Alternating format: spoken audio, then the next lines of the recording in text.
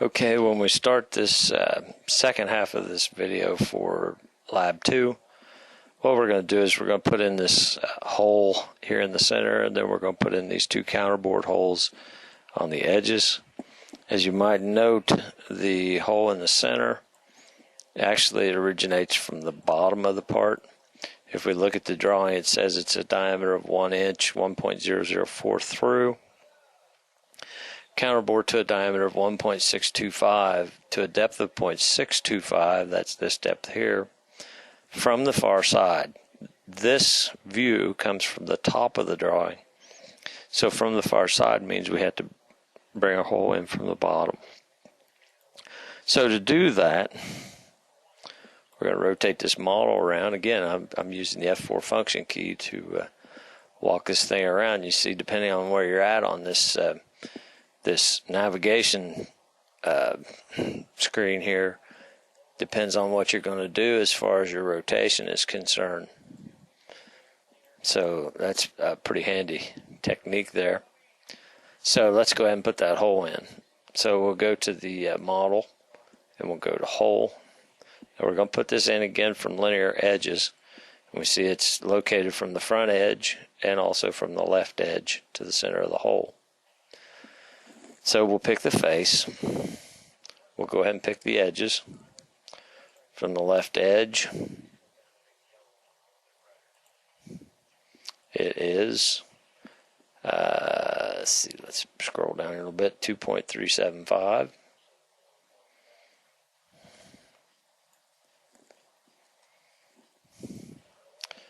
From the front edge, we'll let that update.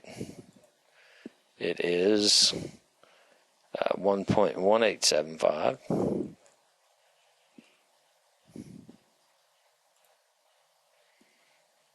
And then we'll fill in all the information about the hole itself.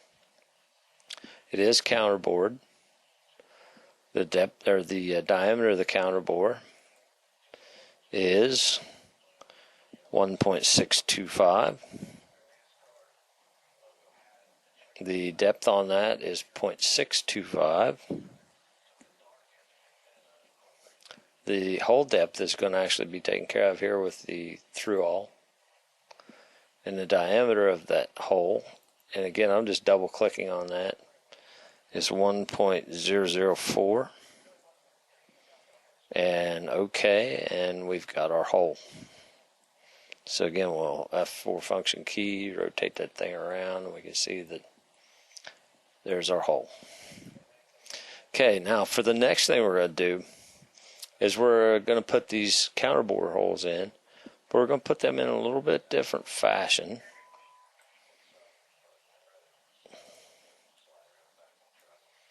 I want to get this so we can see all the information about that. To get that pan to work properly, pan and zoom, I'm right clicking in that view. So the first thing we need to do is create a 2D sketch over on either this face or this face here. It doesn't matter. We have to put both of those holes in. So, you know, we might pick this one and then pick create 2D sketch. And there's our X and Y axes. So we're good to go. We can now, what we want to do is we actually want to go in there and put in a line, but it needs to be a construction line.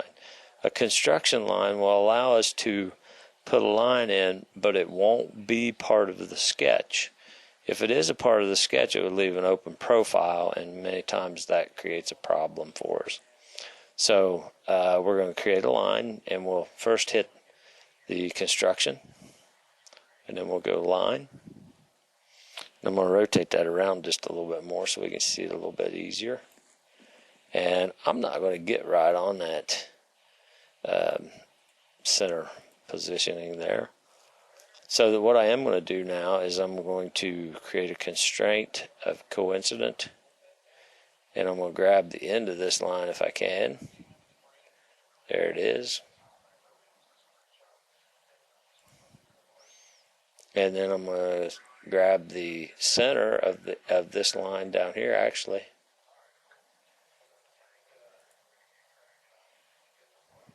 I'm going to Okay, and you can see it snap to that. Now, I have another problem now in the fact that I don't have this constraint in a vertical position.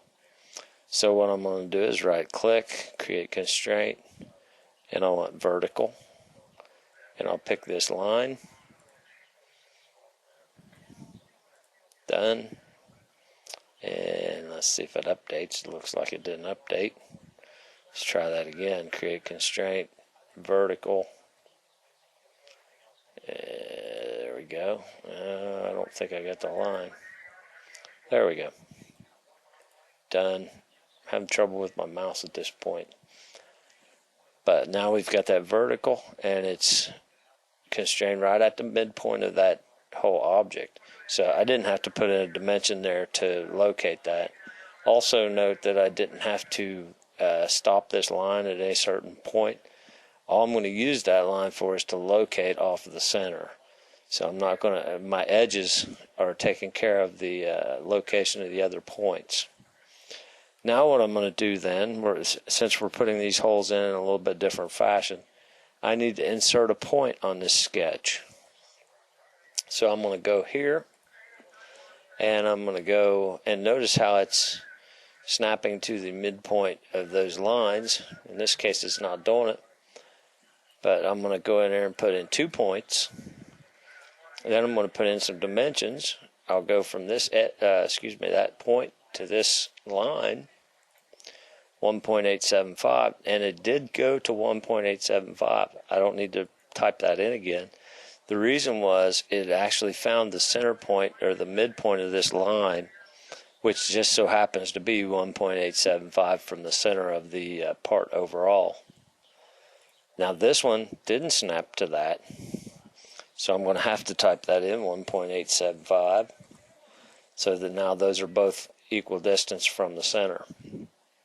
According to the dimensioning, from there to there's where I want to go on this side, 0.6875. And then I want to go from this edge up to here, and I believe that's 1.6875. That's this number here, this number here. Okay, so we've got both of those center points located, and they're located from the center of the piece itself, and then also from the edges as it's shown on the drawing. So I can be done with the dimensioning, and then I'll finish the sketch. Okay, everything's still intact. Now I can go in and do the whole command. Notice it automatically comes in and says, hey, from sketch. It knows that we've got a sketch with some center points. I don't have to pick those. It's already picked, so I'm good there. They are a counterbore hole. It saved my information. I had done this one other time, although those don't appear to be right. So let's go ahead and double click that. We've got 0.75 on that diameter. This distance is going to be 0.0938. This distance is going to be through all, and we've got 0.375 here. Our termination is through all, and at this point we've got 2 holes based on the fact we had 2 center points constructed on the sketch, and we hit OK, and the holes are done.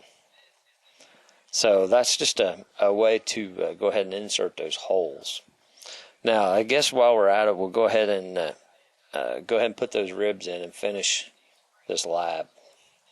Ribs are a little bit of a different beast. You note that we have a rib command here. And ribs are different in the fact that if you want to put in a rib, all you need is one line. Now, typically with our sketches, we have to have a closed profile. But we don't have to have that in these instances. So what we're going to do is we're going to create a sketch plane. Now notice it says if you come from this back edge to here, we've got a rib, which would be this back edge back here. Out this way, 0.6875. And we're also going to come from the front edge in 0.6875.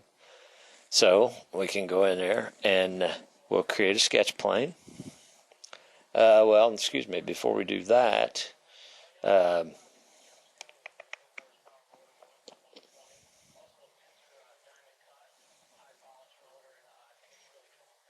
Yeah, actually we don't need to create a sketch plane. We want to create a work plane first. And if we hold this here and drag it back, notice it did drag my sketch plane back, or my work plane back, and it's from this front face, it's back 1.1875. Well, we just got done saying it needed to be 0.6875. And in this case, it has to be negative, so we didn't get rid of that part of it. Okay, so that's the work plane now that we're going to use to create our sketch plane. Created a work plane, but we still have to create the sketch plane. So next then, and you can do that in two different ways. You could highlight this work plane and hit create 2D sketch, and notice it puts your X and Y coordinate system there on that work plane, if you will. Or I could have gone in there, not clicked a plane, and said create sketch, and then grab the plane. Now you have to grab that plane on the outside edge. You can't go in the center. A common problem for folks is to go ahead and try to grab it somewhere in the center, and notice I'm actually getting the top surface of this model highlighted. So you're going to get something different there. I'm getting the front. You have to pick the outside edge and get that highlighted. That allows you then to pick that plane.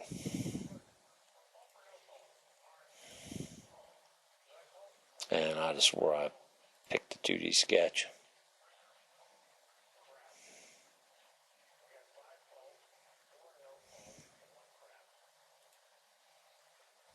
Got to grab that edge, and I'm having trouble. Okay.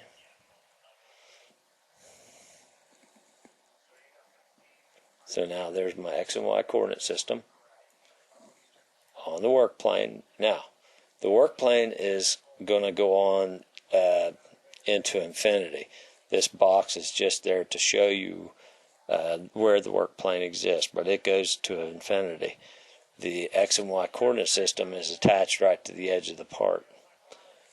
Once we get that sketch plane, if you prefer, you can come over here and right-click on the work plane and turn off the visibility. So that's not going to be in your way. It's not going to confuse you.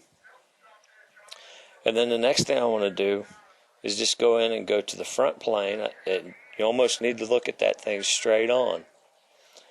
And I'm going to create a line. Now again, I'm in the sketch mode.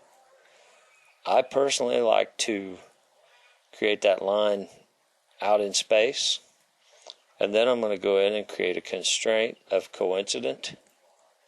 And I want this point and that end of that corner of that part to be coincident. I want this point to be coincident to this corner. Note now that that line is fully constrained. It tells me that in the lower right hand corner, and it turned magenta. And in fact, it's got the two coincident points showing up there. Once I've got that, and if I rotate this around, we'll see that that's in the proper location. Now keep in mind, that's basically, I've just drawn this line right here as part of that rib. Okay, once I do that, then all I need to do is go in there and hit the rib command. Well, first I need to finish the sketch. Hit the rib command, and it's already found the profile. Now I need to find the direction. I need to go so that it goes back down into the part. There's what I need right there. So I'm going to click that. The thickness on this thing is 0.25. And then I have to be careful. Right now it's going mid-plane. I need it to all go one direction. I need to go from here back. I can't tell exactly where that's going, so I'm going to rotate that around. It looks like my direction might be off. I'm going to click this side Yeah, it didn't get a good direction there, so I'm going to go back to the direction. And I need that to go down in that particular manner. There we go. And now you can see I've got that face flipped. Let's flip it this way and see what it looks like. That's the wrong direction, so I need to flip it back this way. Once I get that, and don't panic here on me. These two pieces sticking up are not going to be an issue. When we hit OK, you see that all gets truncated, and bingo, we have a nice rib on that piece. Okay, let's do that one more time on this other side. The question might be, a lot of times I get the question, well, can I just mirror that over? You can't really mirror it because mirror would bring it over right over into here. You could possibly rotate that around and do a circular pattern. But I'm going to show you that rib again, just for the practice of doing the ribs. So again, create a 2D sketch, pick this face. That's what I told you the first time. That was wrong. I don't need that. I need to do a work plane. Grab this face and drive it back. That needs to be minus 0.6875. Okay. Got my plane, and then I can create my sketch from that plane. So I'll go 2D sketch, grab the plane. Now, put the XY coordinate system on the other side. Not really a problem. I'm going to right-click on this plane and turn off the visibility. I'll go and look at the back side of it. Draw a line. Now, if it'll snap to them, you can go right to them, but it just normally doesn't work very well for me. So I put it out there in space. Right-click and create Constraint of Coincident between this point here and that point there. This point and, come on there. That point there. Done. Finished with the sketch. F4 function key to rotate that around a little bit so I can see which way I'm flipping it. Go to the rib command. Found the profile. I want the direction. Sometimes you have to move that mouse around a bit. Okay, we'll flip this back in that direction. It looks like my direction's still going to be off, so I'm going to probably have to hit that again, direction. And it seemed to work better if I was down inside here. And rotate this around a bit.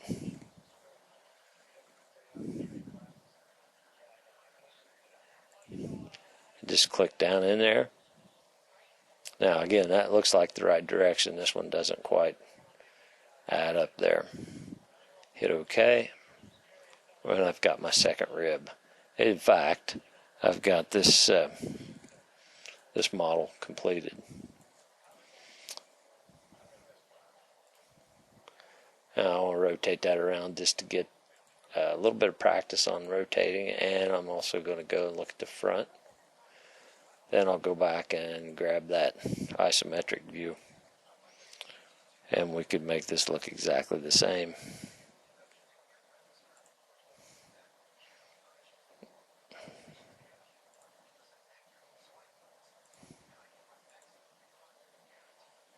Grab that corner if I can. It's awful small.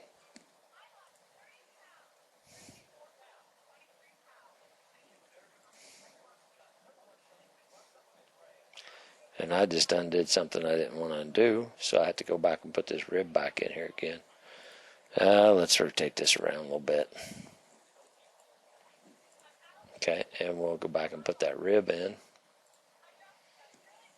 Okay, and direction needs to be down this way. That needs to be like so, and my direction is off again.